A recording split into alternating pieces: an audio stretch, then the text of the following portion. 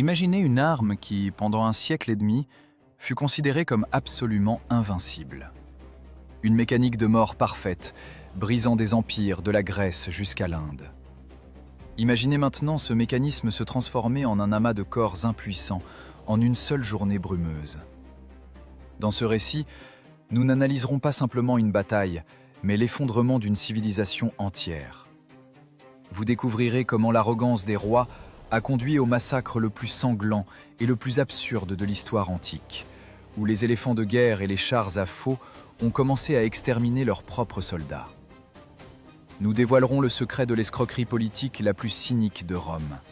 Comment on peut acheter tout un peuple en lui promettant la liberté pour ensuite resserrer un nœud coulant que personne n'avait remarqué. Pourquoi le plus grand génie de la guerre, Hannibal, dont le nom inspirait la terreur, s'est-il retrouvé simple pion entre les mains d'un tyran narcissique, forcé de commander une flotte alors qu'il était le roi de la terre ferme? Qui est cet officier anonyme qui, violant tous les règlements et les ordres, a renversé à lui seul le cours de l'histoire, pendant que ses généraux cédaient à la panique? Et quelle terrible ironie du sort a fait mourir deux ennemis jurés la même année, trahis et oubliés. Restez jusqu'à la fin pour voir comment des colosses aux pieds d'argile se sont effondrés. Comment les vainqueurs ont perpétré un génocide sur le champ de bataille même, ignorant les appels à la pitié, et comment une seule goutte de poison dans une vieille bague a mis un point final à l'ère des grands héros. C'est l'histoire de la victoire d'une cruauté flexible sur une grandeur figée.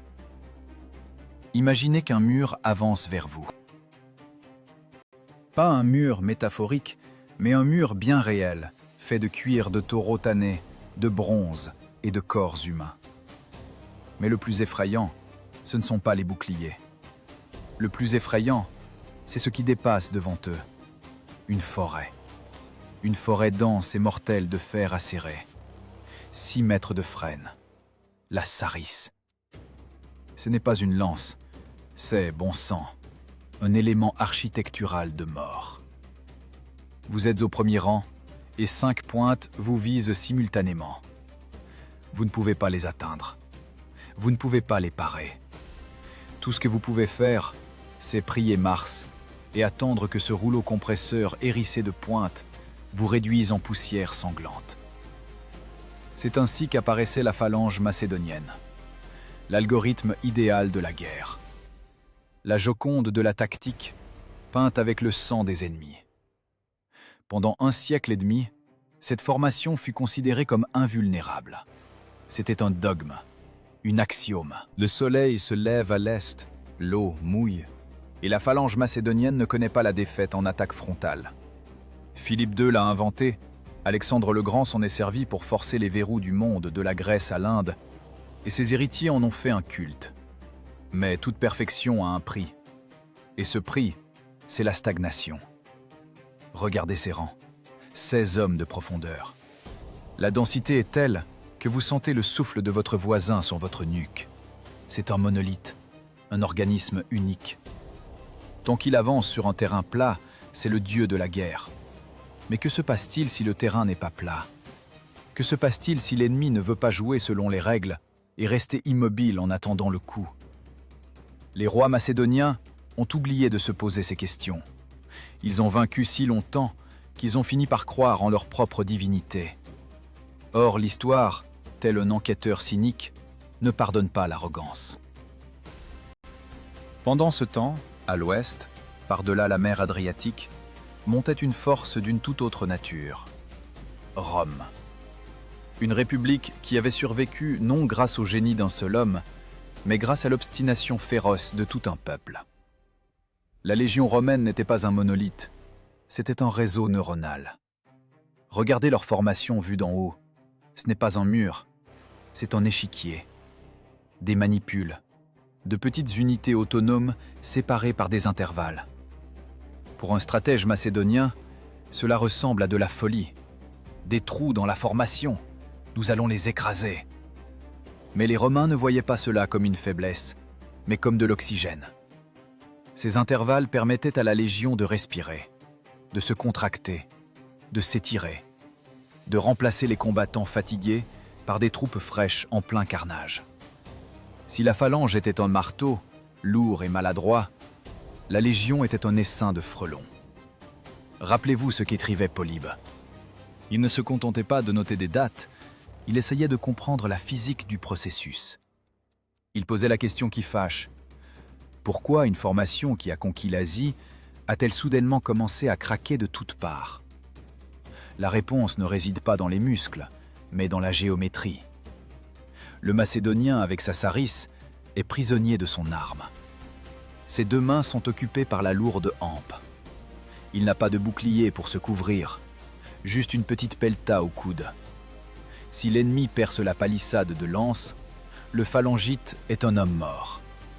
Il n'a qu'un poignard, tout juste bon à couper du pain. Regardez maintenant le Romain. Dans la main droite, un glaive, une courte épée espagnole, un instrument cruel. On ne fait pas d'escrime avec, on éventre les ventres et on frappe au visage. Dans la main gauche, le scutum, un énorme bouclier couvrant tout le corps, derrière lequel on peut se cacher entièrement. Le soldat romain est un combattant individuel. Il n'est pas un rouage, il est une unité de combat autonome. En l'an 197 avant notre ère, la tension atteignit son paroxysme. Ce n'était pas simplement une rivalité territoriale, c'était une bataille de système d'exploitation, une hiérarchie rigide contre une adaptabilité flexible. Les Romains avaient soif de sang. Ils se souvenaient de Cannes. Ils se souvenaient comment Hannibal, utilisant des méthodes macédoniennes, avait massacré leurs pères et leurs grands-pères. La peur du nom de la Macédoine était ancrée dans leur subconscient. Mais cette peur s'était transformée en une rage froide et calculatrice. Titus Quinctius Flamininus, un jeune consul romain, ne menait pas ses légions en Grèce pour une excursion. Il y allait pour prouver que l'ancien monde était mort, que l'époque des héros était révolue et que l'ère des professionnels était venue. Philippe V, roi de Macédoine, regardait cela avec le sourire du vétéran. Il croyait en la sarisse comme nous croyons à la gravité. À ses yeux, les Romains étaient des barbares qui n'avaient tout simplement pas encore compris leur place dans la chaîne alimentaire. Mais il avait négligé une chose. La phalange exige des conditions idéales. Elle a besoin d'un terrain plat, comme une table de billard. Elle a besoin de flancs dégagés. Elle a besoin que l'adversaire ait peur. Les Romains n'avaient pas peur. Ils étudiaient. Ils observaient comment la phalange bougeait, comment elle tournait, combien de temps il lui fallait pour reformer ses rangs. Ils cherchaient les bugs dans ce code ancien. Le conflit entre la géométrie et la biologie était inévitable. Imaginez ce contraste. D'un côté, une structure mathématique impeccable, où chaque homme est strictement à sa place, créant une pression irrésistible. De l'autre, une masse vivante, puissante, capable de réécrire sa tactique sous une pluie de flèches. Qui est le plus fort? La pierre ou l'eau? La pierre est plus dure, mais l'eau trouve les fissures. L'eau use la pierre. Et la légion romaine était cette eau, lourde, sombre, implacable. La question se posait brutalement. Qui est le véritable prédateur ici? Celui qui a créé le bâton le plus long du monde, ou celui qui a trouvé comment se glisser dessous pour planter une lame dans la gorge? Il y avait de l'orage dans l'air, et il ne s'agit pas de météo. C'était l'électricité statique de l'histoire. Deux superpuissances fonçaient l'une vers l'autre, comme deux locomotives sur la même voie. Aucune diplomatie, aucun compromis. Seul le fracas du fer et le craquement des os pouvaient trancher ce différend. Les enjeux dépassaient le simple contrôle de la Grèce. Le vainqueur gagnerait le droit de dicter l'avenir de toute la Méditerranée pour les siècles à venir. Le perdant seraient jetés aux oubliettes de l'histoire. Les légionnaires aiguisaient leurs glaives. Les phalangites polissaient le bronze de leurs casques. Chacun était sûr de son bon droit. Mais la guerre n'est pas un débat au Sénat. Ici, les arguments se pèsent en onces de plomb et de fer. Et quand ces deux mastodontes s'affronteront, le monde tremblera. Les vieux dogmes seront testés de la manière la plus cruelle qui soit, par la pratique du meurtre de masse. Nous sommes au seuil d'un crash-test grandiose. Et croyez-moi, les résultats de cette expérience surprendront tout le monde, surtout ceux qui se croyaient invincibles. Dans le brouillard de Thessalie, on entend déjà les pas de milliers de soldats marchant à la rencontre de leur destin. Vers la fin de l'année 197 avant notre ère, lorsqu'un brouillard épais et collant recouvrit les collines de Thessalie, la nature elle-même sembla avoir décidé de se moquer des grands stratèges. Imaginez un matin où le monde a disparu. Vous ne voyez ni soleil, ni horizon, ni ennemi. Vous ne voyez que le dos du camarade devant vous et une brume blanchâtre qui avale les sons. Ce n'est pas juste du mauvais temps, c'est le décor idéal pour une catastrophe.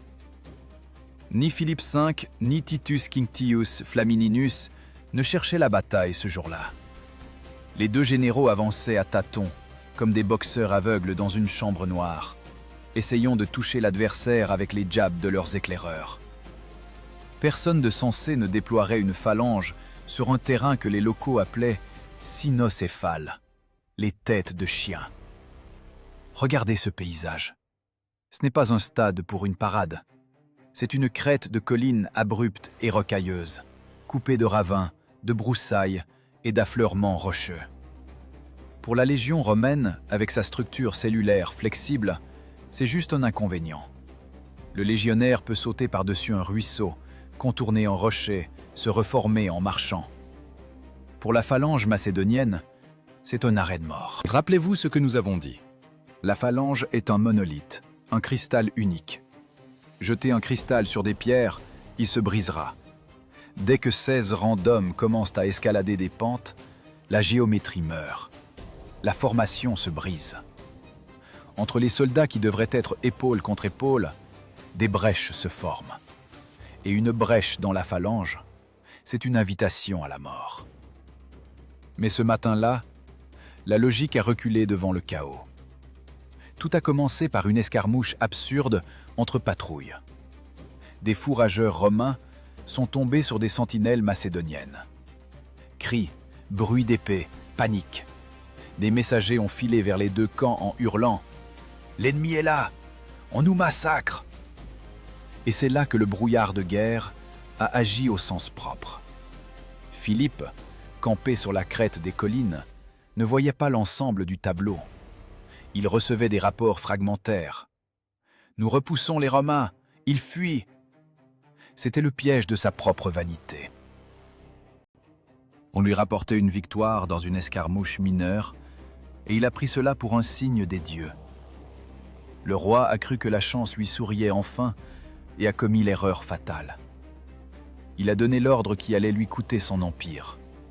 Faire sortir les forces principales du camp et attaquer. Il a décidé d'accepter le combat sur un terrain qui tuait son armée avant même le premier coup. Était-ce un geste de désespoir ou un excès de confiance? À vous de juger. Mais le fait est là. Philippe a commencé à déployer son infanterie lourde sur la crête. Et ici commence le véritable drame de la désorganisation. L'armée n'était pas prête. Une partie des soldats cuisait encore sa bouillie, une autre cherchait du fourrage. Philippe n'a pu rassembler et aligner que l'aile droite de son armée. L'aile gauche, des milliers d'hommes, traînait encore quelque part derrière, étirée en une longue colonne de marche informe. Ils avançaient sans savoir que la bataille avait déjà commencé. Mais ce qui s'est passé ensuite a glacé le sang des Romains. Même la moitié d'une phalange est une force terrifiante. Philippe a personnellement mené l'attaque de l'aile droite. Il a pris la hauteur. Et quand les légions romaines du flanc gauche ont monté la pente, une avalanche s'est abattue sur elles.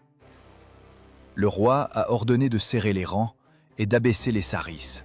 « Double densité !» hurlait-il, comprimant la formation de sorte que les boucliers se chevauchent. Et ce mur vivant, hérissé de fer, a dévalé la pente. La physique a repris ses droits. Une masse lourdement armée, courant en descente, possède une énergie cinétique monstrueuse. Les Romains n'ont pas été simplement arrêtés, ils ont été balayés, renversés, transpercés, piétinés dans la boue.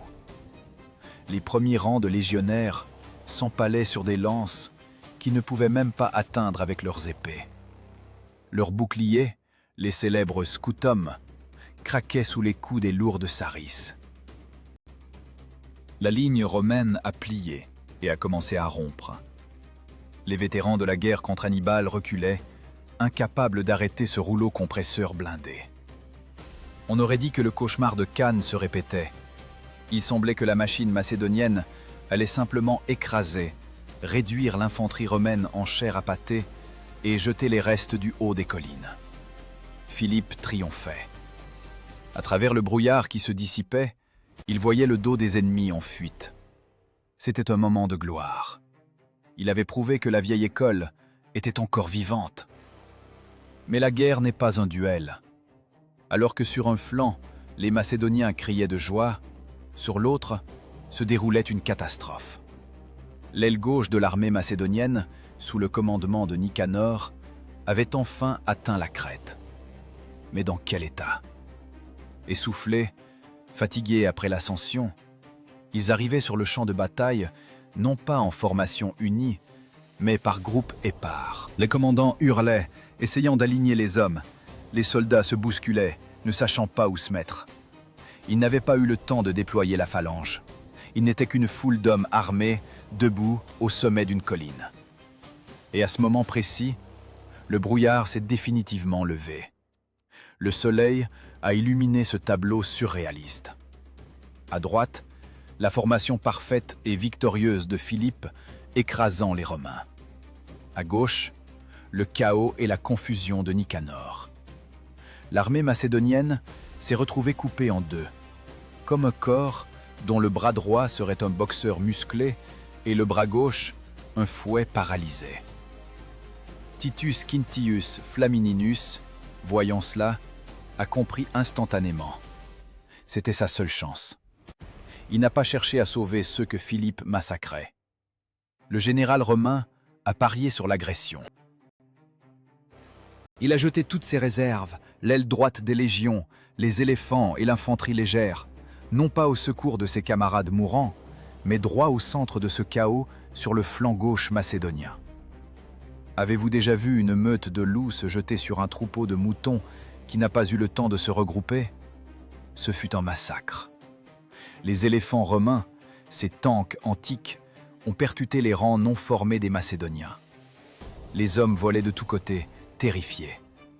Et derrière suivaient les manipules. Les légionnaires s'enfonçaient dans la foule des phalangites qui n'avaient même pas eu le temps d'abaisser leurs longues lances. Au corps à corps, sans formation, la sarisse n'est qu'un bâton inutile qui empêche de courir. Les glaives ont commencé leur moisson sanglante. Ce n'était pas une bataille. C'était l'abattage d'hommes non préparés. La situation sur le champ de bataille était devenue paradoxale, presque schizophrénique. À un bout du champ, la Macédoine gagnait la guerre. À l'autre, elle perdait tout. La balance de l'histoire s'était figée dans un équilibre fragile, et personne, pas un seul homme dans cette vallée sanglante, ne savait de quel côté elle pencherait la minute suivante. Les Romains reculaient à gauche, les Macédoniens mouraient à droite. Le centre du champ de bataille s'était transformé en vide, une zone de mort où se jouait le sort de la Méditerranée. Et c'est précisément à ce moment, au milieu du fracas de la bataille, des cris des blessés et des sonneries de trompettes, qu'eut lieu un événement qui ne figurait dans aucun manuel de tactique. Un événement qui a prouvé la supériorité du système de pensée romain sur le dressage macédonien. Un homme dont le nom s'est perdu dans les siècles, a regardé le champ de bataille et a pris une décision qu'aucun soldat du roi n'aurait osé prendre. Pendant ce temps, les légions du flanc gauche continuaient de reculer sous la pression de Philippe, et chaque pas en arrière les rapprochait du gouffre. À cet instant, sur le flanc gauche romain, cela sentait la catastrophe. Les vétérans qui avaient traversé l'enfer de la guerre contre Hannibal reculaient lentement. Ils mouraient. La lourde phalange macédonienne, cette bête blindée, les écrasait de son poids insupportable, poussant les légionnaires pas à pas vers le bas de la pente. Encore une demi-heure de cette pression, et la ligne romaine céderait. Ce serait la fin. Philippe V voyait déjà sa victoire. Il composait sans doute déjà le texte de son discours de triomphe. Mais c'est là, au sommet de la tension, qu'il y eut un bug. Un glitch dans le système qui a changé à jamais l'art de la guerre. L'histoire n'a pas conservé son nom. C'est l'une des plus cruelles ironies de l'Antiquité. L'homme qui a peut-être gagné à lui seul la guerre pour la domination du monde est resté pour nous simplement un tribun militaire inconnu. Mais c'est justement dans cet anonymat que réside l'essence de la puissance romaine. Dans l'armée macédonienne, seul le roi avait un cerveau. Tous les autres n'étaient que des exécutants, des muscles, des tendons. Dans l'armée romaine, le cerveau était réparti dans toute la structure. Et quand cet officier anonyme, qui se tenait sur le flanc droit victorieux des Romains, s'est retourné et a vu que ses camarades à gauche périssaient, il n'a pas attendu un messager du consul. Il n'a pas cherché les paragraphes du règlement. Il a simplement utilisé sa tête. Imaginez cette seconde. Autour de vous, le chaos, le rugissement des trompettes, les cris des mourants. Le tribun voit le dos de la phalange de Philippe. Les Macédoniens étaient tellement occupés à massacrer le flanc gauche romain qu'ils ont dépassé le centre, exposant leurs arrières. C'était une erreur que seul un prédateur pouvait remarquer. Le tribun prend 20 manipules. C'est environ 2000 combattants. Il les arrache au combat, où il gagnait déjà, les fait pivoter et les mène non pas au secours des leurs, mais à la poursuite de l'ennemi. Il les mène dans le dos de la phalange victorieuse. C'était une décision prise en quelques battements de cœur. Aucune réunion. De l'initiative pure, distillée. Ce qui s'est passé ensuite peut difficilement s'appeler une bataille. C'était une exécution. 20 manipules ont percuté le dos de la phalange macédonienne. Et à cet instant, la grande invention d'Alexandre le Grand s'est transformée en la plus grande fosse commune de l'histoire. Vous rappelez-vous comment est faite la phalange? C'est une forêt de lances pointée vers l'avant. Pour tenir une sarisse, il faut 2 mains. Pour tenir sa place dans le rang, il faut l'épaule du camarade. Le phalangite n'est pas un guerrier, c'est une cellule dans un organisme. Quand les Romains ont frappé par derrière, cet organisme a été paralysé. Ressentez cette terreur. Vous êtes au 5e rang. Devant, vos camarades pressent l'ennemi. Vous entendez leurs cris de victoire. Et soudain, derrière, des craquements et des hurlements. Vous voulez vous retourner, mais vous ne pouvez pas. Vous avez une poutre de 6 mètres dans les mains. À gauche et à droite, vos voisins sont serrés tout aussi étroitement. Vous êtes pris au piège. Vous ne pouvez même pas jeter votre lance, car elle est coincée entre les rangs. Les légionnaires romains, ces bouchers aux épées courtes, ont fait irruption sur les arrières comme des renards dans un poulailler. Ils n'avaient pas besoin de faire de l'escrime. Ils frappaient simplement dans les dos sans défense, coupaient les tendons, frappaient au cou. Les Macédoniens ne pouvaient pas résister. C'est physiquement impossible. La phalange ne sait pas faire demi-tour à 180 degrés en plein combat. Elle est conçue pour aller uniquement vers l'avant. Le hérisson s'est retrouvé sans défense du côté du ventre. La grande infanterie macédonienne, fierté du monde hellénistique, s'est transformée en une foule d'hommes terrifiés attendant leur tour pour mourir. Ceux qui tentaient de lâcher leurs sarisses pour prendre leurs épées découvraient que le bouclier romain et le glaive au corps à corps ne laissaient aucune chance aux petits poignards macédoniens. La panique a commencé. Les hommes jetaient leurs armes et levaient les mains en signe de reddition. Mais ici, les Romains ont montré leur vrai visage. Ils ne faisaient pas de prisonniers dans les premières minutes. Ils ne comprenaient pas le geste des mains levées ou ne voulaient pas le comprendre. Ils continuaient à frapper jusqu'à ce que la terre soit tellement imbibée de sang qu'il devenait glissant de s'y tenir debout. Le tribune n'a pas simplement arrêté l'ennemi, il l'a anéanti. L'aile droite de Philippe, qui une minute plus tôt était virtuellement victorieuse, a cessé d'exister. Les survivants fuyaient, jetant leur célèbre bouclier orné de l'étoile macédonienne. Philippe V, voyant cela depuis la hauteur, a tout compris instantanément. Son monde s'était effondré. Non pas parce que ses soldats étaient des lâches, mais parce que son système, parfait, s'était heurté à une réalité à laquelle il n'était pas adapté. Il a fait tourner son cheval et s'est enfui. Il a fui sans se retourner, laissant sur le champ de bataille 8000 tués et 5000 prisonniers.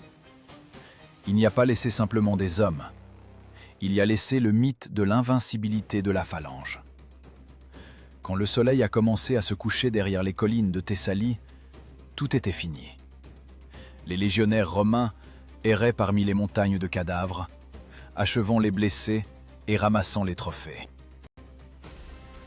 Ils regardaient ces lances longues et désormais ridicules, gisant dans la boue, et comprenaient, ils avaient fait l'impossible. Ils avaient brisé l'échine de l'ancien monde. Le tribun anonyme, essuyant son épée, contemplait son œuvre. Il ne savait pas qu'il venait de prouver la supériorité de l'adaptabilité sur le dogme. La bataille de Cynocéphale s'est soldée par la déroute totale de la Macédoine. Philippe fuyait pour sauver sa vie, ayant perdu son honneur et sa couronne d'hégémon de la Grèce. La route du sud était ouverte. Les cités grecques, vivant depuis des siècles sous la botte des garnisons macédoniennes, s'étaient figées dans l'attente. Le vide du pouvoir, formé après la fuite du roi, commençait à aspirer une nouvelle force. Rome avait vaincu, mais qu'apporterait-elle en échange? La liberté ou un nouvel esclavage encore plus terrible? La réponse à cette question devait retentir très bientôt. Non pas sur un champ de bataille, mais dans un stade, sous les rugissements d'une foule enthousiaste. Mais pour l'instant, un lourd silence pesait sur le champ de bataille, rompu seulement par les gémissements des mourants et les croassements des corbeaux se rassemblant pour le festin. La vieille Grèce était morte ici, dans la boue. Une nouvelle époque commençait avec une odeur de brûlé et d'acier romain. 1 an a passé. Le sang sur les collines de Thessalie a été bu par la terre. Les cadavres ont pourri et la rouille a commencé à ronger les boucliers macédoniens abandonnés. Mais l'histoire ne tolère pas les pauses. Elle a simplement changé de décor. Des ravins boueux de Cynocéphale, nous nous transportons dans la brillante, bruyante et bondée Corinthe. Nous sommes en l'an 196 avant notre ère. Les Jeux isthmiques. Ce n'est pas une simple compétition sportive. C'est le Super Bowl politique de l'Antiquité. Toute la Grèce a convergé ici. Des milliers de gens, parés de leurs meilleures tuniques, sentant la sueur, le vin et les parfums bon marché, ont rempli le stade. Mais ils ne sont pas venus voir les coureurs ni les lutteurs. Ils sont venus pour connaître leur sort. Une tension flotte dans l'air, dense comme avant l'orage. Tout le monde sait, Philippe est écrasé. Ces garnisons qui étouffaient les cités grecques depuis des décennies s'en vont. Mais qui viendra les remplacer? Les Romains? Ces barbares de l'Ouest, qui ne connaissent pas Homère, mais qui savent parfaitement tuer? Les gens dans les tribunes chuchotent, jetant des regards nerveux vers les soldats romains, formant le cordon de sécurité. Personne ne croit au miracle. En politique, il n'y a pas de miracle. Il n'y a que des changements de maître. Et voici qu'au centre de l'arène s'avance un héros. À côté de lui, Titus Quinctius Flamininus. Jeune, beau, aux manières grecques. Il ne ressemble pas à un conquérant brutal. Il ressemble à une rockstar. Le héros lève la main. Le silence tombe instantanément sur le stade, comme si quelqu'un avait coupé le son. Chaque mot qui va résonner maintenant vaudra plus que 10 légions. Le Sénat romain et le consul Titus Quinctius. La voix du héros tremble sous l'importance du moment. Ayant vaincu le roi Philippe et les Macédoniens, déclare ce qui suit. Les Corinthiens, les Phocidiens, les Locriens, les habitants de l'île d'Eubée, les Magnésiens, les Thessaliens, les Pérèbes et les Achéens sont désormais libres. Ils ne paient pas de tribut, ils n'entretiennent pas de garnison, ils vivent selon leurs propres lois. Une seconde de silence. La foule n'arrive pas à digérer ce qu'elle vient d'entendre. Libre, gratuitement, sans condition. Ce n'est pas possible. C'est une sorte de blague. Mais ensuite, le sens des mots atteint les consciences. Et le stade explose. Les historiens antiques écrivent que le cri fut d'une telle force que les corbeaux volant au-dessus de l'arène tombaient raides morts, assommés par l'onde sonore. Imaginez ce rugissement. C'était la décharge d'adrénaline d'une nation entière qui avait vécu des siècles dans la peur. Les gens devenaient fous. Ils sautaient par-dessus les barrières. Ils couraient vers Flamininus. Ils voulaient le toucher, baiser le pan de son manteau, le couvrir de couronnes de fleurs. Le consul romain a failli être étouffé par les étreintes d'une humanité reconnaissante. Seule sa garde l'a sauvé, arrachant littéralement la foule ivre de bonheur. Flamininus souriait. Il se baignait dans cet amour. Il était le sauveur, le libérateur, le nouveau héros de l'Hellade. Maintenant, arrêtez-vous. Coupez le son de la foule en liesse. Et regardez attentivement le visage de Flamininus. Voyez-vous cet éclat froid dans ses yeux? Ce n'est pas de la charité. C'est une opération spéciale, brillante et cynique. Rome vient d'acheter toute la Grèce sans payer un denier. Réfléchissez. Qu'est-ce que la liberté au sens de Rome? C'est un vide. En retirant les garnisons macédoniennes, Rome ne fait pas que libérer les villes. Elle crée une zone tampon. Des cités grecques éparpillées, faibles, se querellant éternellement, ne représentent aucune menace pour la République. Elles sont désormais débitrices de Rome. Elles lui doivent leur existence. Cela s'appelle la clientèle. Flamininus n'a pas retiré le collier du cou de la Grèce.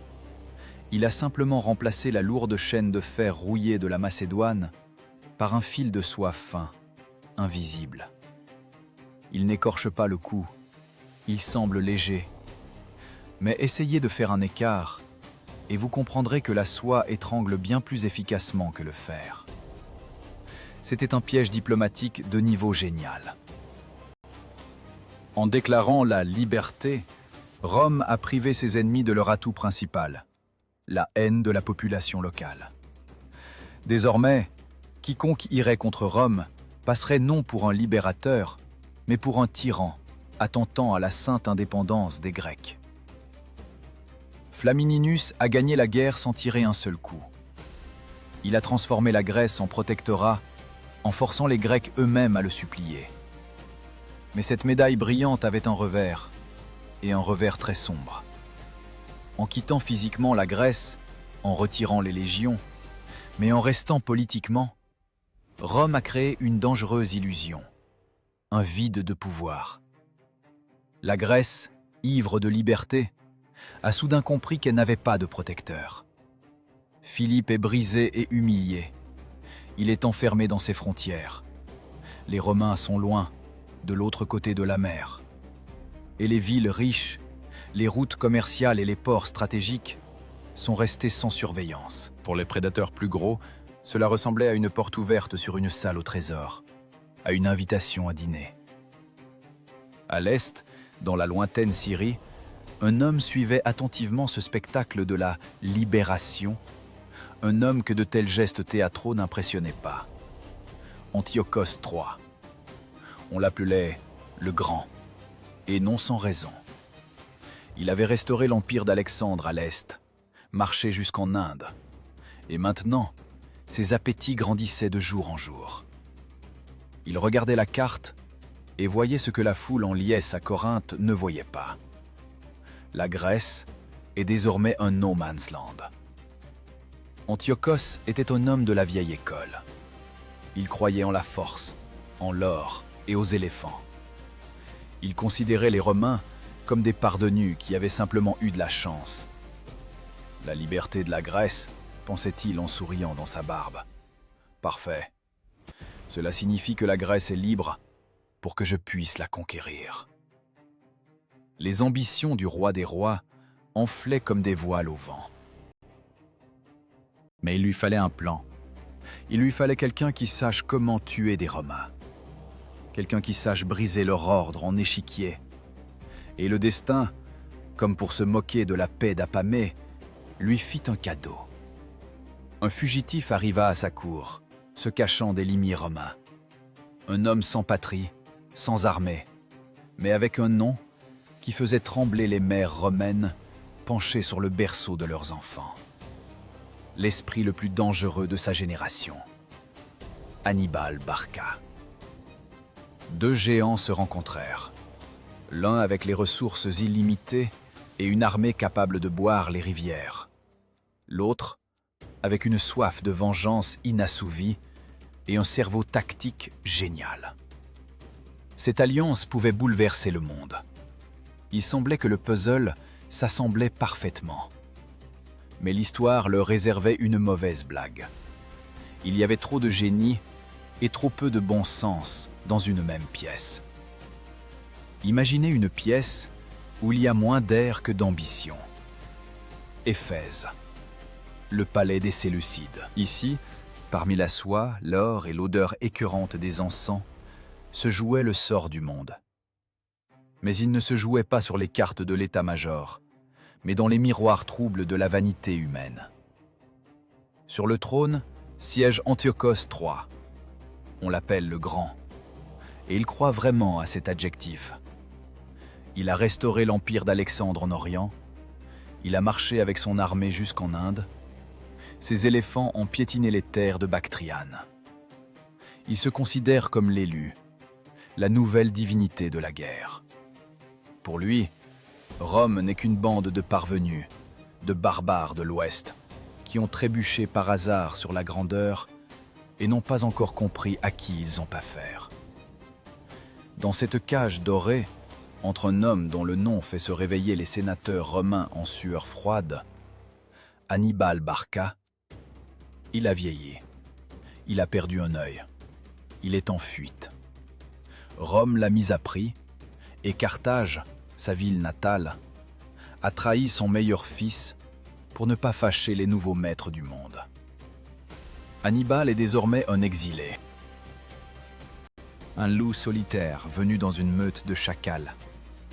Mais son cerveau reste l'arme la plus dangereuse de l'Antiquité. C'est une ogive nucléaire qui cherche un vecteur. La rencontre de ces deux hommes aurait dû être un cauchemar pour Rome. Imaginez ce potentiel. Les ressources du plus riche empire d'Orient sous la direction du génie tactique d'Hannibal. C'était la tempête parfaite. Une alliance qui pouvait rayer la République de la surface de la terre. Hannibal ne perd pas de temps en flatterie.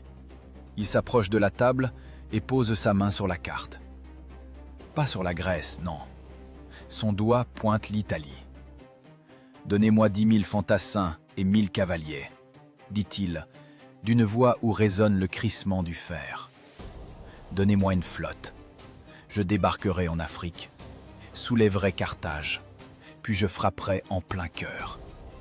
On ne peut vaincre Rome qu'en Italie. Les Italiens nous donneront des soldats pour tuer les Romains. » Le plan était impeccable.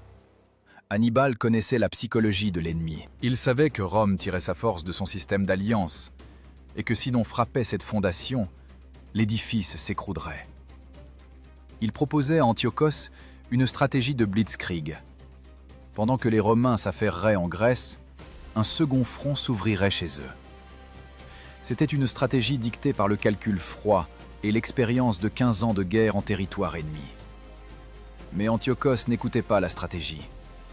Il écoutait la voix de sa jalousie. Le roi des rois regardait ce punique borgne et voyait non pas un allié, mais un concurrent. Dans la tête d'Antiochos tournait une pensée venimeuse et collante. Si Hannibal débarque en Italie et gagne, qui sera le triomphateur? Sur qui chantera-t-on des chansons? Sur le roi qui a donné l'argent ou sur le général qui a mené les troupes? Antiochos ne voulait pas partager la gloire. C'était un Narcisse amoureux de son reflet dans l'histoire. Il n'avait pas besoin d'une victoire efficace. Il avait besoin de sa victoire. Belle, théâtrale.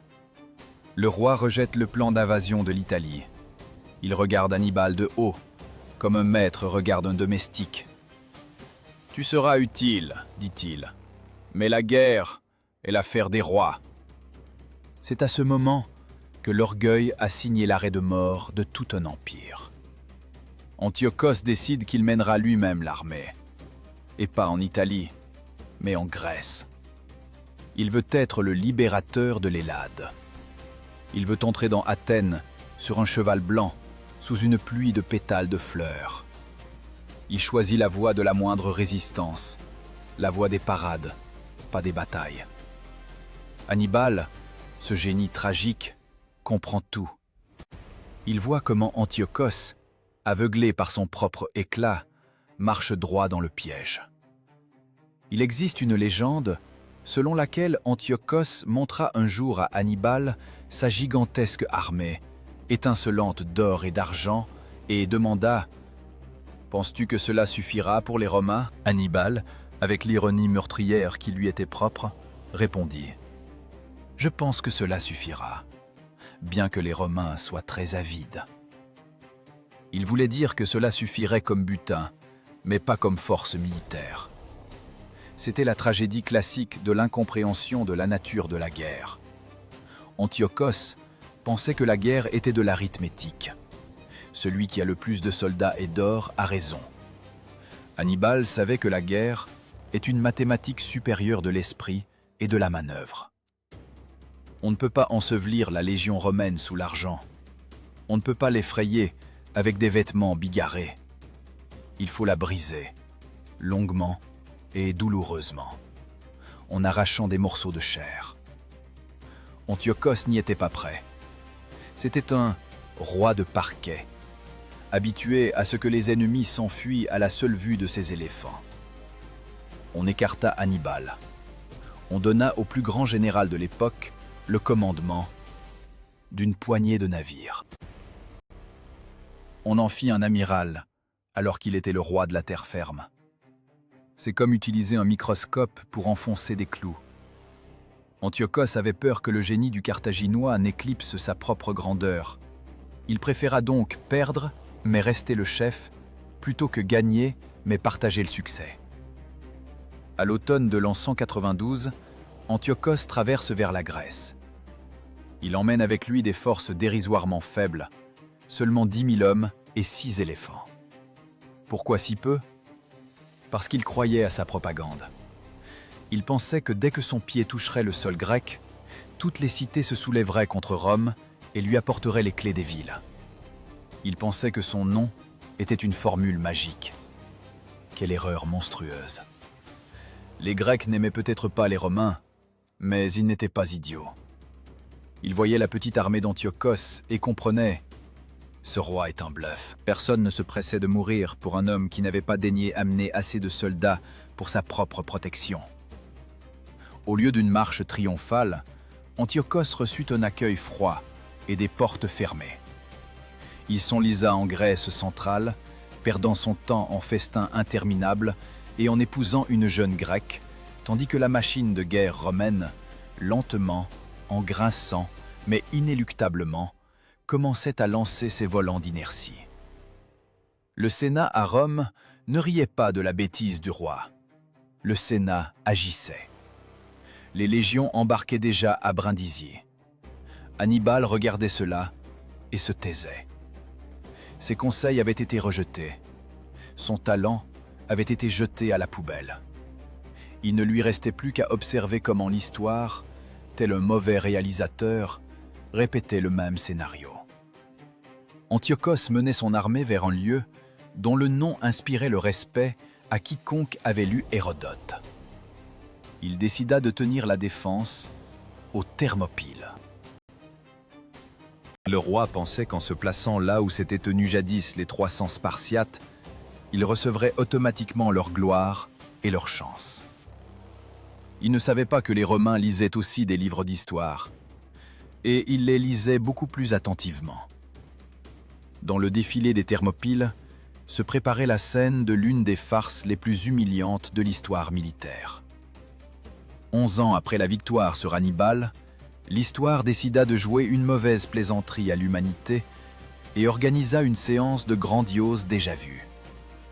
Lieu de l'action, les Thermopyles. Les portes chaudes. Une étroite bande de terre entre des falaises abruptes et la mer, où l'air sent toujours le soufre des sources chaudes et le sang des guerres incessantes. Antiochos III y amena son armée au printemps de l'an 191 avant notre ère. Il regarda ces falaises et décida qu'il avait trouvé la position idéale. Il se sentait un nouveau Léonidas. Dans sa tête résonnaient déjà les hexamètres héroïques des futurs poèmes. Le roi ordonna de creuser le passage, de construire un rempart et se mit à attendre, sûr que la géographie elle-même le protégerait des légions romaines. C'était l'erreur classique du dilettante qui a lu des livres mais n'en a pas compris l'essence. Antiochos voyait dans les Thermopyles une forteresse imprenable. Les Romains y voyaient simplement un problème d'ingénierie. Contre le roi s'avancèrent deux hommes qui incarnaient l'essence même de l'efficacité romaine. Le consul Manius Acilius Glabrio, un professionnel dur, dénué de sentimentalisme, et son tribun militaire, Marcus Porcius Cato. Retenez ce nom, Caton, un fanatique roux aux yeux bleus des mœurs anciennes qui haïssait le luxe grec, la philosophie grecque et tout ce qui ne sentait pas la sueur et la terre italienne. Pour lui, cette campagne n'était pas juste une guerre, c'était une croisade contre la mollesse orientale. Les Romains approchèrent des Thermopyles et virent le mur. Antiochos s'était barricadé solidement. Sa phalange se tenait derrière le rempart, et sur les murs étaient postés archers et frondeurs. Attaquer de front, c'est un suicide. Mais Glabrio était romain. Si l'ordre dit « prendre », il prendra, même s'il faut paver la route avec les corps de ses propres soldats. Et il lança l'assaut. Ce fut, à première vue, une boucherie sanglante et insensée. Les légionnaires montaient à l'assaut du rempart. On les couvrait d'une grêle de flèches et de pierres. Ils refuaient, se regroupaient et repartaient à l'assaut. Antiochos, observant cela depuis son poste de commandement, se frottait probablement les mains. Tout se passait selon son scénario. Les Romains se fracassaient le crâne contre sa défense, comme des vagues contre des rochers. Mais pendant que Glabrio jouait le rôle du marteau de diversion, Caton s'était transformé en poignard invisible. Les Romains connaissaient parfaitement l'histoire du roi Léonidas et des 300 Spartiates. Mais contrairement à Antiochos, ils se souvenaient non seulement de l'héroïsme, mais aussi de la trahison. De ce fameux sentier des chèvres secret par lequel les Perses avaient contourné les Spartiates. Caton raisonnait cyniquement. Si on ne peut pas percer la montagne, il faut la contourner. La nuit, prenant avec lui un détachement d'élite, il commença l'ascension du mont Kallidromos. Imaginez cette marche nocturne. Ce n'est pas une promenade au parc. C'est de l'escalade sur des rochers coupants, dans l'obscurité totale. Sous les pieds, les éboulis glissent, les branches fouettent le visage. Chaque faux pas est une chute dans l'abîme. Les guides se sont perdus. Les soldats ont commencé à murmurer.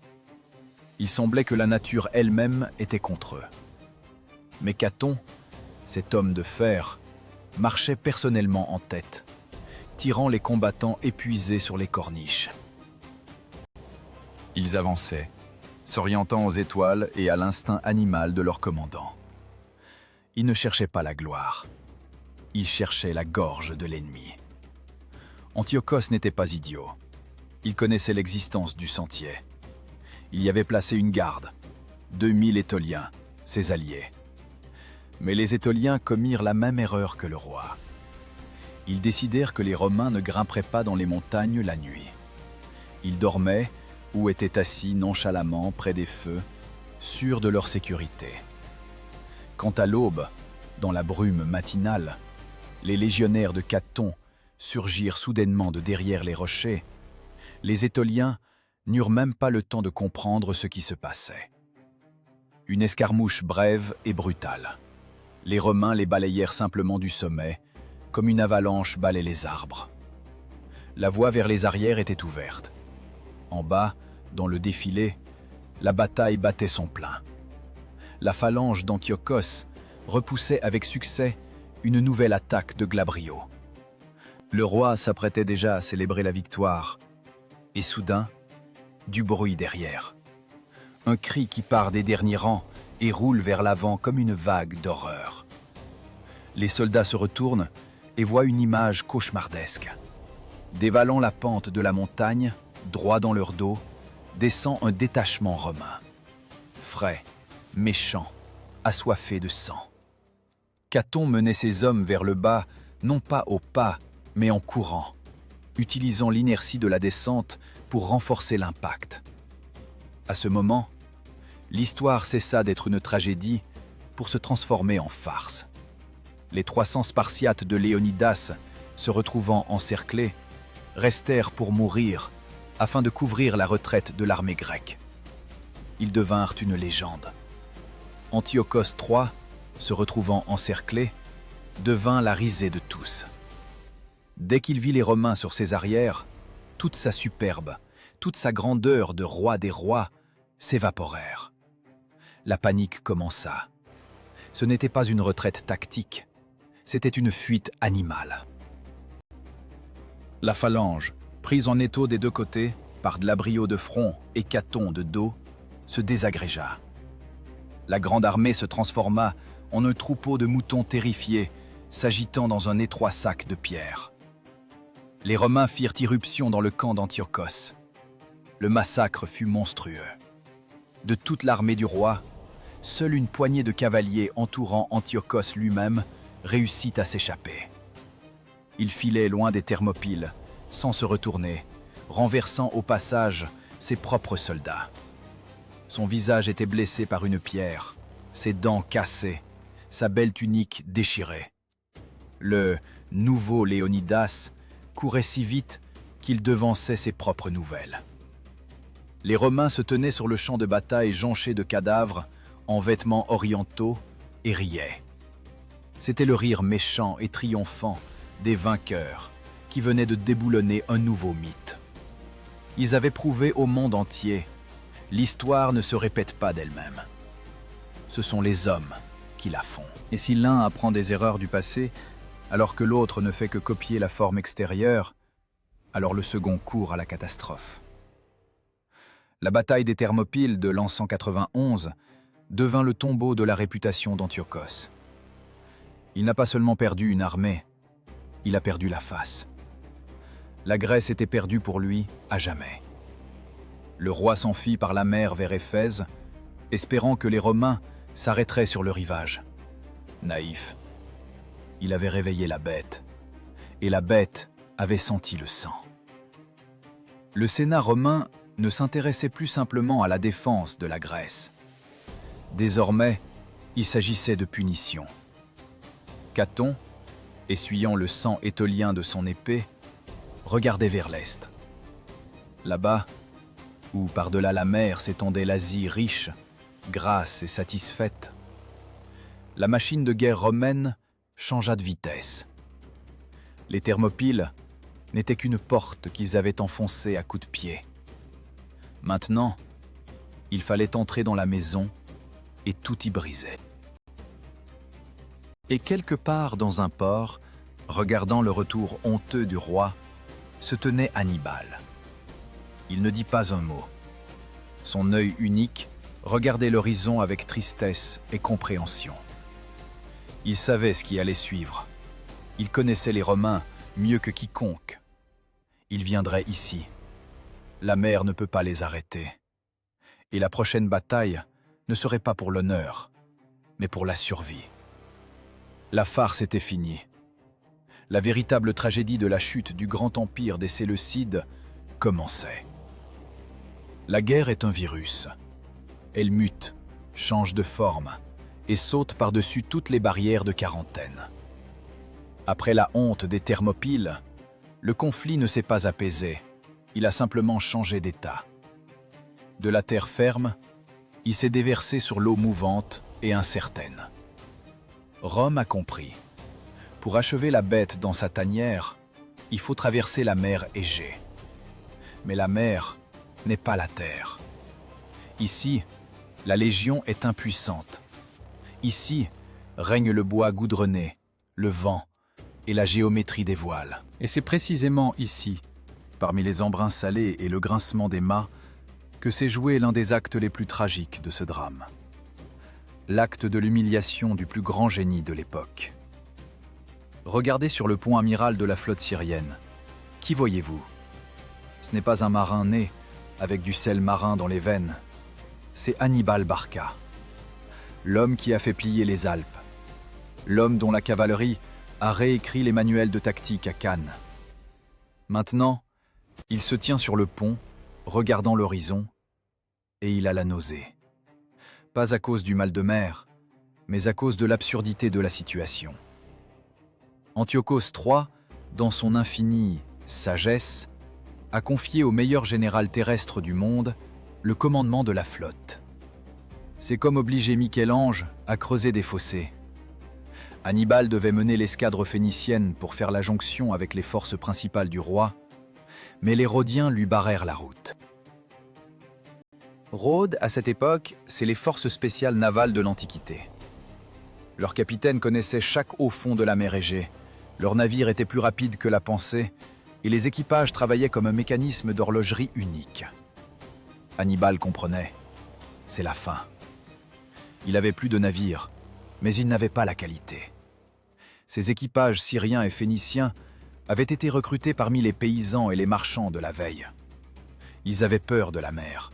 Ils avaient peur des Romains. Ils avaient peur de tout. La bataille de l'Eurymédon ne fut pas un combat, mais un massacre d'innocents.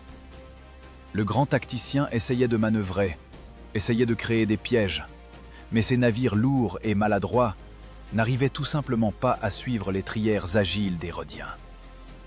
Imaginez l'amertume de ce moment. Hannibal voyait sa flotte se disloquer. Il voyait les navires rhodiens percer les flancs de ses vaisseaux avec leurs éperons de bronze, en voyant les hommes nourrir les poissons. Et il ne pouvait rien faire. Aucune manœuvre géniale ne sauve si vos outils sont cassés. Hannibal a subi la défaite. L'homme qui pendant des années avait mené par le bout du nez toutes les légions romaines en Italie a été battu par une poignée de marchands insulaires. Il a battu en retraite, sauvant sa vie, mais perdant les restes de son aura d'invincibilité. Le grand lion a été jeté à l'eau, où les mouettes l'ont picoré. L'histoire semblait lui dire « Ton temps est révolu, vieillard. Tu es un étranger ici. » Mais si le sort d'Hannibal suscite la compassion, le sort d'un autre géant du passé suscite la stupeur. Transportons-nous au nord, en Macédoine. Pendant que les navires brûlaient en mer, sur terre se produisait une chose inconcevable. L'armée romaine se préparait à bondir en Asie. Elle devait passer par les Balkans, par les terres de son vieil ennemi, Philippe V. Ce même Philippe dont ils avaient broyé la phalange à Cynocéphale. La logique suggérait que le roi macédonien devait frapper les Romains dans le dos, couper le ravitaillement, organiser une guerre de partisans, se venger. Au lieu de cela, nous voyons un tableau de soumission totale. Philippe V accueille personnellement les consuls romains. Il ne se contente pas de les laisser passer, il devient leur logisticien en chef. Le roi de Macédoine, l'héritier d'Alexandre, s'est transformé en intendant de l'état-major romain.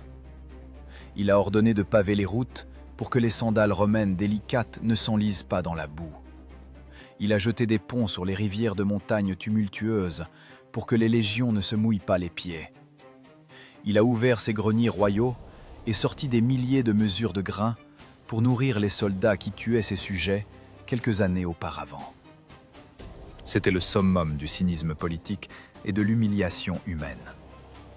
Philippe galopait personnellement devant la colonne des troupes romaines, vérifiant si tout était prêt pour leur passage. Pourquoi faisait-il cela? La peur? Sans aucun doute. Mais aussi un calcul froid. Philippe haïssait Antiochos. Il se souvenait comment le roi syrien n'était pas venu à son aide quand la Macédoine brûlait. Maintenant, Philippe, avec une sombre satisfaction, aidait les Romains à aiguiser le couteau pour la gorge de son ancien allié. Que les Romains dévorent Antiochos, pensait-il, en regardant les rangs infinis de légionnaires marchant sur ses routes. Au moins, je serai le dernier qu'ils mangeront. Regardez cette scène avec les yeux d'un simple paysan macédonien. Hier, ces Romains brûlaient vos champs. Aujourd'hui, votre roi s'incline bien bas devant eux et leur sert du vin. Les vieux loups qui tenaient le monde dans la peur se sont transformés en chiens dociles du nouvel empire. Hannibal est un amiral raté, fuyant des marchands rhodiens. Philippe est un contremaître de voirie pour un consul romain. Rome ne vainquait pas simplement ses ennemis sur le champ de bataille, elle brisait leurs âmes. Elle transformait les légendes en risées, forçant les grands rois et généraux à servir de rouage dans sa gigantesque machine de conquête. Et l'armée romaine marchait vers l'est. Ce n'était plus cette racaille de miliciens qui tremblait jadis à la vue des éléphants. C'était une machine à tuer professionnelle, aguerrie, nourrie, vêtue et sûre de son droit à posséder le monde.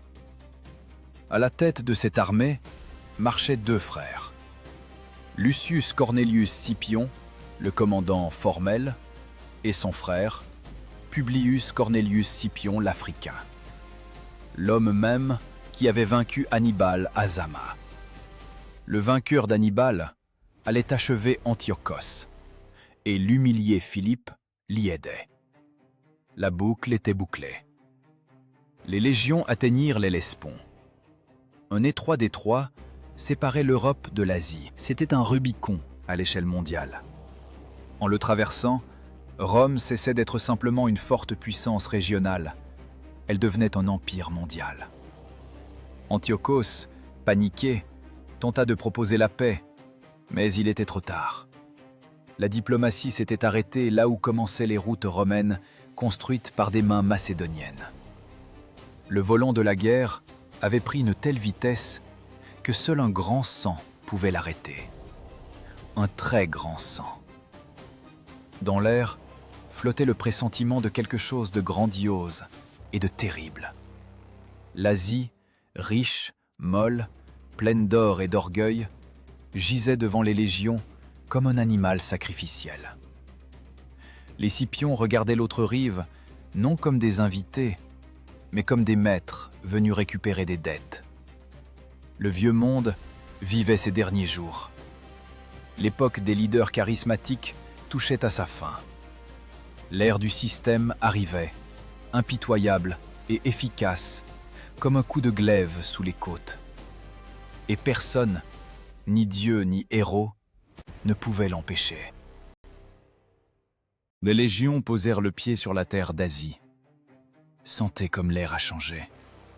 Ce n'est plus l'Europe humide et familière. Ici, le vent porte l'odeur des épices, du sable chaud et d'un luxe étranger et ancien. Pour le soldat romain, c'était une marche vers le bout du monde. Ils avaient franchi l'Hellesponte, cette ligne au-delà de laquelle finissait le monde civilisé et commençait le compte des richesses incalculables. Mais les Romains n'étaient pas venus en touristes. Ils étaient venus comme des huissiers de justice, prêts à saisir les biens du débiteur. Et ce débiteur était le plus grand empire d'Orient. À la tête de cette expédition punitive se trouvaient deux hommes dont le seul nom faisait déglutir nerveusement les rois. Les Scipions. Officiellement, Lucius Cornelius Scipion commandait l'armée. Un militaire solide, fiable, mais sans génie particulier.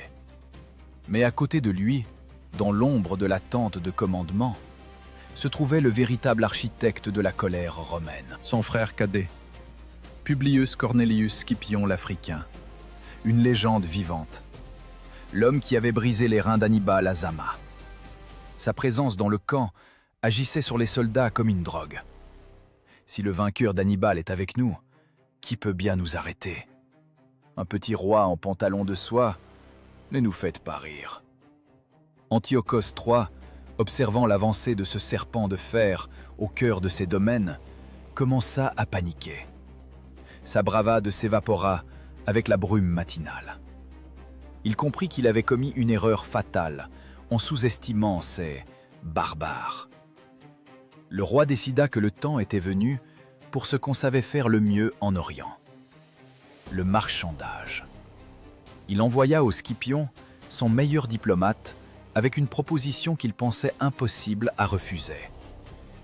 Imaginez cette scène. La tente du commandant romain. Un décor simple, austère, pas d'or, juste du cuir usé et des armes. L'ambassadeur d'Antiochos, Héraclide, déroule une carte devant les frères. Il parle doucement, d'un ton insinuant, comme un marchand expérimenté au bazar. Le grand roi Antiochos, commence-t-il, désire la paix. Il reconnaît qu'il a eu tort. Il est prêt à quitter l'Europe. Il vous cédera toutes les cités grecques d'Asie. Il paiera la moitié des frais de cette guerre. Et en signe de respect personnel, il vous rendra votre fils, que nous tenons prisonnier, sans rançon. C'était une offre colossale. Antiochos donnait la moitié de son royaume. Il reconnaissait de facto sa défaite sans même avoir livré de bataille générale.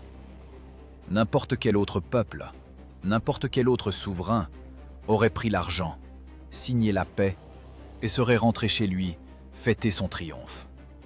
C'était logique, c'était profitable. Mais l'ambassadeur avait commis une erreur. Il pensait parler à des hommes. Or, il parlait à Rome. Scipion l'Africain, même malade, même allongé sur son lit de camp, dégageait une assurance si glaciale que l'ambassadeur eut froid par cette chaude journée. La réponse du Romain est entrée dans l'histoire comme un modèle d'arrogance politique. « Tu es venu trop tard, » dit Scipion, en regardant l'ambassadeur comme un insecte. « Quand nous étions en Europe, cela avait du sens. Maintenant, nous sommes ici. Nous sommes à ta gorge. Rome ne marchande pas ce qui lui appartient déjà, par le droit de la force. » L'ultimatum des Scipions fut simple et cruel, comme un coup de marteau. Pas de moitié, pas de compromis, capitulation totale. Antiochos doit payer tous les frais. Antiochos doit se retirer au-delà des monts Taurus, c'est-à-dire, en substance, liquider son empire en tant que puissance méditerranéenne. Et le plus important, Rome exigeait qu'on lui livre Hannibal. « Dis à ton roi, » ajouta Scipion, « qui ne doit pas se préparer à des négociations, mais à la guerre. Nous n'accepterons rien d'autre que son anéantissement total en tant que menace. » C'était un choc. Les Romains rejetaient une paix qui leur aurait apporté tout ce qu'ils voulaient, sans une seule goutte de sang. Pourquoi ? Parce que dans le système d'exploitation romain, il n'y avait pas de concept de partenaire égal. Il n'y avait que des maîtres et des esclaves, des amis et des ennemis. Accepter les conditions d'Antiochos aurait signifié le reconnaître comme un égal, admettre qu'on peut s'entendre avec Rome si l'on propose un bon prix. Les Scipions ne pouvaient pas permettre cela. Ce n'était plus de la politique, c'était une guerre de principe. Rome devait montrer au monde entier: si vous levez la main sur la République, vous ne pourrez pas payer pour vous en sortir. Vous mourrez. Le conflit passa de la phase de litige territorial à la phase de guerre existentielle. Une guerre d'anéantissement. Les Romains acculaient consciemment le rat dans un coin, ne lui laissant aucune issue. Ils savaient ce qu'ils faisaient. Ils provoquaient Antiochos à un geste désespéré. Ils n'avaient pas besoin d'un papier avec un sceau. Ils avaient besoin d'un champ jonché de cadavres ennemis. Ils avaient besoin de l'exécution démonstrative d'une grande puissance pour que, dans les 100 prochaines années, personne n'ose même regarder de travers vers l'Italie. Antiochos, recevant la réponse, entra dans une rage désespérée. « Ils veulent tout !» criait-il à ses généraux. « Eh bien, qu'ils essaient de le prendre par l'épée. » Il ne lui restait plus le choix. La diplomatie était morte. Le bon sens était mort. Il ne restait que la nue et terrible mathématique de la guerre. Le roi commença à rassembler tout ce qu'il avait. Il faisait converger des troupes de tous les coins de son immense empire. Cela ressemblait à une invasion biblique. Scythes, Cappadociens, Galates, Arabes sur chameaux, éléphants indiens, cavaliers blindés cataphractaires, chars à faux. Tout l'exotisme de l'Orient affluait vers un seul point. C'était une armée monstre. 70 000 hommes. Une machine bigarrée, polyglotte, encombrante, étincelante d'or et d'acier. Antiochos décida d'écraser les Romains sous le nombre. Il décida de leur faire un show, de leur montrer une puissance que le monde occidental n'avait jamais vue. Le lieu de rencontre fut fixé près de la ville de Magnésie. Les Romains, eux, marchaient au combat dans un silence total. Ils étaient 2 fois moins nombreux. Ils n'avaient pas d'éléphants, ou plutôt une poignée d'éléphants africains chétifs qui avaient peur des énormes bêtes indiennes d'Antiochos. Ils n'avaient pas de chars. Ils n'avaient que la discipline, le scutum, le glaive et la certitude absolue, fanatique, d'être une race supérieure de guerriers. Ils n'avaient pas peur de cette horde. Pour le légionnaire, une foule d'ennemis ne signifiait qu'une chose: il serait difficile de rater sa cible. La nuit précédant la bataille fut sombre et froide. Dans le camp d'Antiochos, les tambours résonnaient, les prêtres faisaient des sacrifices, les soldats priaient 100 dieux différents dans 20 langues. Dans le camp romain, on n'entendait que le crissement des pierres à aiguiser. Les légionnaires affûtaient leurs lames. Ils savaient que demain, un dur travail les attendait. Pas un exploit, pas une aventure, mais précisément un travail. Le travail dur et sale du boucher. Scipion, Lucius, car l'Africain était resté à l'arrière pour cause de maladie, mais son esprit était avec l'armée, donna un ordre simple: ne pas courir après le butin. Tuer. Tuer jusqu'à ce que l'ennemi cesse de bouger.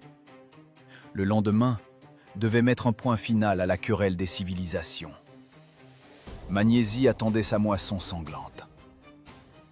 Matin brumeux sous Magnésie. Encore ce maudit brouillard. Comme si le destin lui-même laissait entendre à Antiochos: tu vas vers le néant.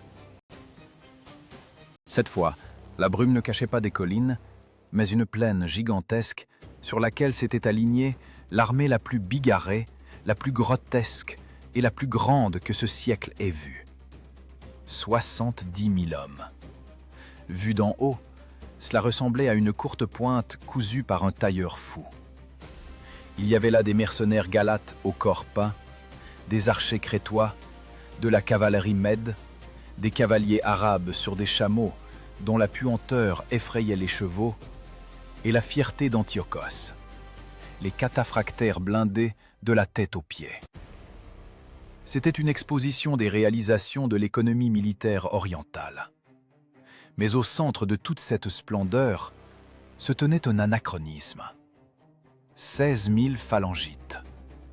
Encore ce bloc de béton inamovible qu'Antiochos, pour une raison absurde, avait décidé de renforcer avec des éléphants, les plaçant dans les intervalles entre les détachements. Les Romains, en face, semblaient pauvres dans ce contexte. 30 000 combattants. Aucun exotisme, juste des rangs ennuyeux et identiques d'infanterie italienne et d'alliés de Pergame. Mais dans cette monotonie grise se cachait une efficacité effrayante. Les Romains regardaient l'armée gigantesque de l'ennemi non comme une menace, mais comme un problème logistique. Comment allons-nous enterrer autant de corps? La matinée ne commença pas par de la reconnaissance, mais par une tentative de terreur psychologique. Antiochos décida de jouer sa carte maîtresse dès les premières minutes. Les chars à faux. Imaginez ce mécanisme. Ce n'est pas un transport, c'est une tondeuse à gazon pour l'infanterie. Aux essieux des roues sont fixées des lames d'1 mètre, tranchantes comme des rasoirs. Quand un quadrige de chevaux lance cette construction, elle se transforme en projectile capable de couper un homme en deux. Le calcul d'Antiochos était simple. Lancer les chars sur le flanc gauche des Romains, les découper comme du saucisson, semer la panique, puis achever avec les cataphractaires. Cela fonctionnait contre des tribus indisciplinées. Mais les Romains sont des ingénieurs de guerre. Ils connaissaient les caractéristiques techniques de cette arme. Le char a un défaut fatal. Pour qu'il tue, les chevaux doivent galoper tout droit. Or, le cheval est un animal intelligent. Il n'aime pas courir vers un mur de lance. Dès que les chars se sont élancés, soulevant des nuages de poussière, les Romains n'ont pas formé la tortue. Ils ont fait ce que les conducteurs n'attendaient pas. Les vélites se sont avancés, l'infanterie légère, les snipers de l'Antiquité, frondeurs et archers. Ils ne visaient pas les hommes, ils visaient les chevaux. Une grêle de pierres et de flèches s'est abattue sur les animaux. Avez-vous déjà vu comment se comporte un cheval qui a reçu un javelot dans la croupe? Il devient fou. Il oublie les ordres. La ligne de chars s'est brisée avant même d'atteindre les rangs romains à 100 mètres. Et ensuite, la physique du chaos a opéré. Les animaux fous de douleur ont fait demi-tour, vers l'endroit où c'était sûr, en arrière, vers leurs propres troupes. Les chars à faux ont percuté à pleine vitesse la cavalerie d'élite d'Antiochos et son corps de chameau. C'était une scène de cauchemar. Les lames destinées aux jambes romaines déchiquetaient les pattes des chevaux et des chameaux syriens.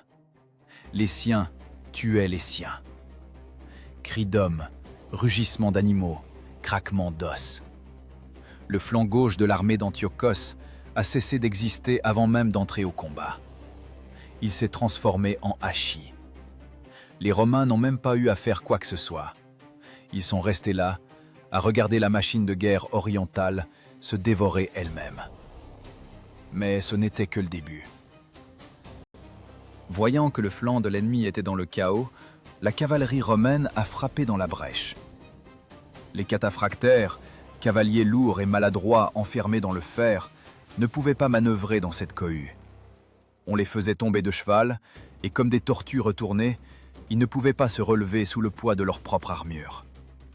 Les légionnaires les achevaient à coups de poignard dans les fentes oculaires des casques. Pendant ce temps, au centre, se tenait la phalange.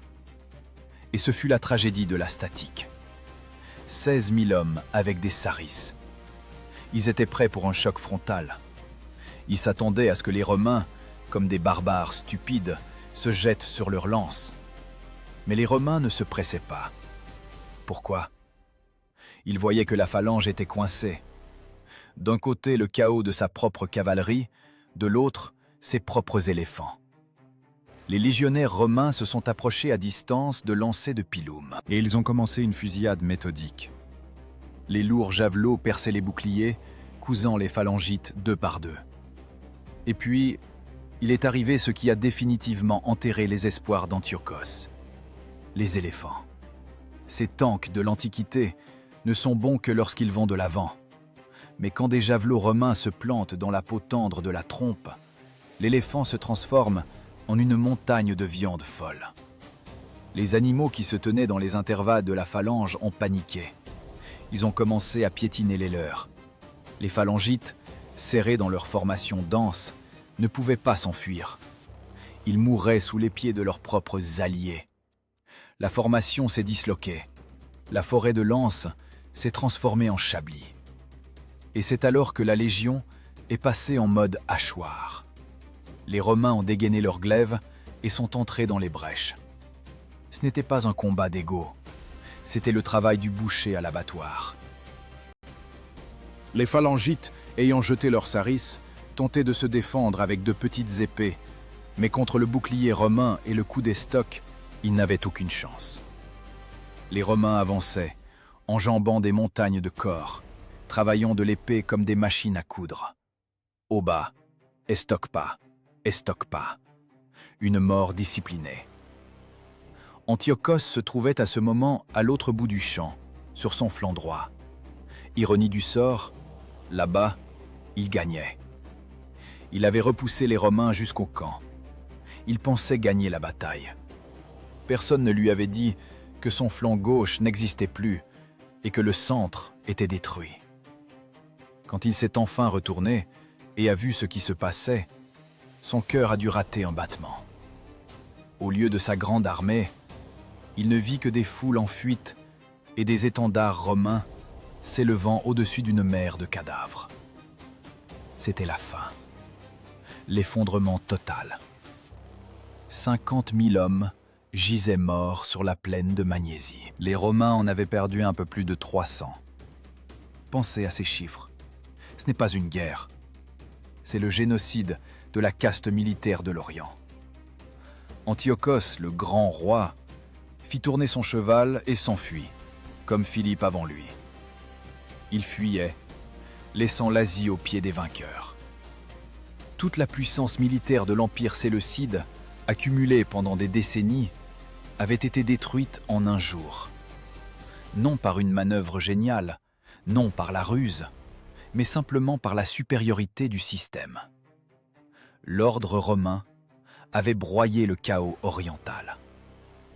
Quand le soleil a commencé à se coucher, éclairant d'une lumière rouge le champ jonché de carcasses d'éléphants et de débris de chars, il est devenu clair que le monde avait changé pour toujours. Il n'y avait plus personne pour dire non à Rome. Les légionnaires, fatigués, éclaboussés de sang étranger de la tête aux pieds, se tenaient parmi les ruines des ambitions d'autrui. Ils ne ressentaient pas de joie. Ils ressentaient la froide satisfaction des professionnels ayant rempli une commande difficile. Ce soir-là, à Magnésie, l'époque de l'hellénisme est morte. Alexandre le Macédonien a créé ce monde, mais le légionnaire romain l'a conquis, démembré et pris pour lui. Il ne restait qu'une seule question. Que faire de ceux qui ont survécu? Et où est le seul homme que Rome craignait vraiment? Où est Hannibal? Silence. Après le fracas de Magnésie, un silence assourdissant, surnaturel, s'abattit sur la Méditerranée. Ce n'était pas la paix, c'était le silence du cimetière. En l'an 188 avant notre ère, dans la ville d'Apamée, les légats romains dictèrent des conditions de paix qui ressemblaient davantage à un protocole d'autopsie. Antiochos III, le maître de l'Asie de la veille, était assis et écoutait son empire se faire dépecer comme la carcasse d'une bête abattue. Les Romains n'ont pas simplement pris des terres, ils ont procédé à la castration démonstrative d'une grande puissance. Imaginez ce jour. Les soldats romains brûlent méthodiquement sans émotion, la flotte syrienne. Des centaines de navires, fierté des chantiers navals phéniciens, se transforment en cendres et en fumée noire voilant le soleil. Mais le spectacle le plus terrible attendait les spectateurs sur la terre ferme. Selon les conditions de la paix, Antiochos devait détruire ses éléphants de guerre, tous jusqu'au dernier. Les Romains ne voulaient pas que quelqu'un d'autre possède cette technique lourde vivante. Et voilà que, sous la surveillance des légionnaires, les cornacs tuaient leurs bêtes. Le barrissement des géants mourants planait sur Apamée comme un chant funèbre pour l'ancien monde. C'était la fin de l'ère des superpuissances hellénistiques. Le monde construit par Alexandre le Grand s'était définitivement effondré, écrasé par la sandale romaine. Désormais, la mer Méditerranée devenait un lac romain. Mare Nostrum.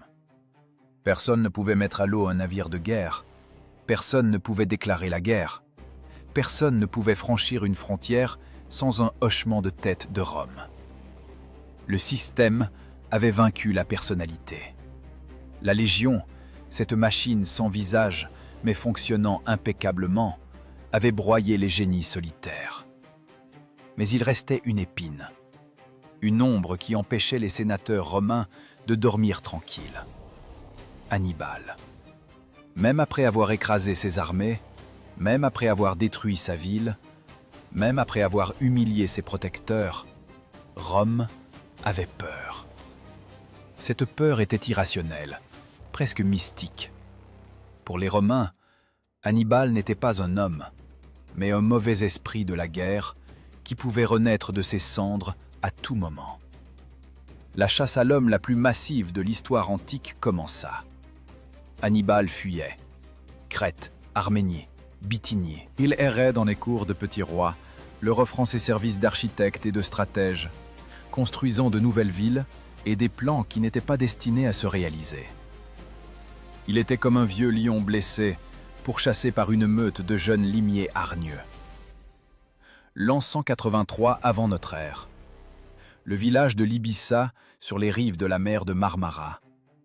C'est ici, dans les domaines du roi Prusias, que le plus grand ennemi de Rome trouva son dernier refuge. Mais Rome a les bras longs. Titus Quinctius Flamininus, le fameux libérateur des Grecs, arriva chez Prusias avec une demande polie, ou plutôt avec un ordre doux. Livrer l'invité. Prusias, monarque petit et lâche, n'osa pas refuser au nouveau maître du monde. La maison d'Hannibal fut encerclée. Imaginez cette scène. Le vieillard, qui a déjà 64 ans, entend du bruit dehors. Il ordonne aux serviteurs de vérifier les issues secrètes. Il y en avait 7. Toutes sont bloquées par les soldats du roi. Le piège s'est refermé. Hannibal comprenait que c'était la fin. Il ne voulait pas donner aux Romains le plaisir de le voir enchaîné, traîné dans les rues de la ville éternelle lors d'une procession triomphale. Il voulait avoir le dernier mot. Il sortit le poison. La légende dit qu'il le gardait dans une bague qu'il portait sans l'enlever depuis des dizaines d'années. Hannibal regarda le liquide, trouble et mortel, et prononça une phrase pleine d'une ironie amère et meurtrière. Une phrase qui cingla Rome plus douloureusement que n'importe quel coup de sa cavalerie. Libérons enfin les Romains de leur éternelle anxiété, puisqu'ils ne peuvent attendre la mort d'un vieillard. Dans ces mots, il y a la condamnation des vainqueurs. Il les a traités de lâches. Il a montré que, même en possédant le monde entier, Rome tremble devant un seul homme désarmé. Hannibal but le poison. Le plus grand esprit tactique de l'humanité s'est éteint dans une province reculée, trahi par tous, mais non brisé. La même année, par une étrange ironie du sort, mourut aussi son vainqueur, Scipion l'Africain. Lui aussi en exil, lui aussi offensé par une patrie ingrate. Les titans sont partis, la scène s'est vidée. La mort d'Hannibal a mis un point final gras à l'histoire de la résistance. Il n'y avait plus de figure d'une telle envergure. Il n'y avait plus de vengeurs. Le monde est devenu simple, plat et compréhensible. Il y a Rome et il y a tous les autres, clients, esclaves, tributaires. La géométrie de la Légion a prouvé sa supériorité sur la biologie de la phalange. La souplesse a vaincu la rigidité. L'adaptabilité a vaincu le dogme. Regardez en arrière, sur ce chemin sanglant de Cynocéphale à Magnésie. Que voyons-nous? Nous voyons l'effondrement d'une conception de la guerre belle, héroïque, mais obsolète. La phalange macédonienne était un outil idéal pour un monde idéal. Mais le monde n'est pas idéal. Il y a des collines, des brouillards, des trahisons et des coups dans le dos. La Légion romaine a été créée précisément pour un tel monde imparfait. Elle était chaotique, méchante, prête à changer directement sous le feu. Les Romains ne cherchaient pas un combat loyal, ils cherchaient la victoire, à tout prix. Les Grecs et les Macédoniens jouaient aux échecs. Les Romains jouaient aux dés. Mais leurs dés étaient pipés au plomb. Ils ont transformé la guerre d'un art en une industrie, d'un duel de héros en travail d'abattoir. Et c'est précisément pour cela qu'ils ont construit un empire qui a tenu encore un demi-millénaire. Ils ont compris la vérité principale. Ce n'est pas celui qui frappe le plus fort qui survit. Celui qui survit est celui qui sait encaisser le coup et se réorganiser pendant que l'adversaire reprend son souffle. L'histoire a tourné la page. L'époque des rois, des rêveurs et des conquérants solitaires est terminée. L'ère des procurateurs, des fermiers généraux et des légions gardant les frontières de la civilisation est arrivée. L'ère ennuyeuse, cruelle, mais efficace de la Pax Romana, la paix romaine. Une paix construite sur les os des phalangites, sur les cendres de Carthage et de Corinthe, sur les débris des chars d'Antiochos. Nous avons commencé ce récit par une question sur le choc de deux systèmes.